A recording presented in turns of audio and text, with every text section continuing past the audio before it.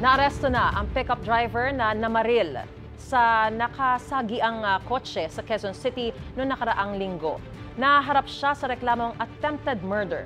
Napag-alaman ng pulisya na may warrant of arrest din ang suspect para sa iba pang mga kaso. May unang balita si James Agustin. Napahinto ang isang kotse matapos sumunong masagi ng pickup sa bahaging ito ng Welcome Rotonda sa Quezon City noong July 2. Ang pickup tuloy lang sa pag-andar kaya hinabol ng kotse. Hindi na nakuhanan ng CCTV ang sumunod na eksena, pero ang habulan umabot sa bahaging ito ng Quezon Avenue. Doon na nadatnan ng mga pulis ang kotse na may mga tama ng bala sa driver's side. Ang 5 sakay ng kotse nasa labas ng sasakyan na mangyari ang pamamari. Sugatan matapos tamaan ng bala sa kanang paa ang 38 anyos na babae. Base sa investigation namin, road rage yung nangyari dahil dito sa Welcome Rotonda, nagkaroon sila ng gitgitan nung nabara and yung kotse.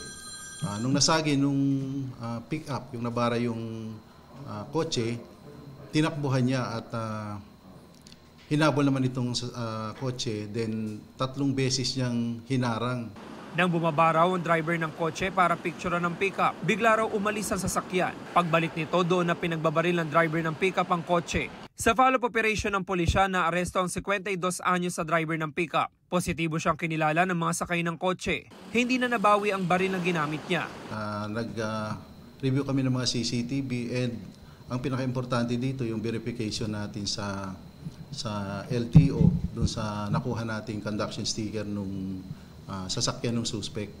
And ang isa pang nakatulong sa atin yung highway patrol para ma-identify yung address at saka yung owner nung pick-up.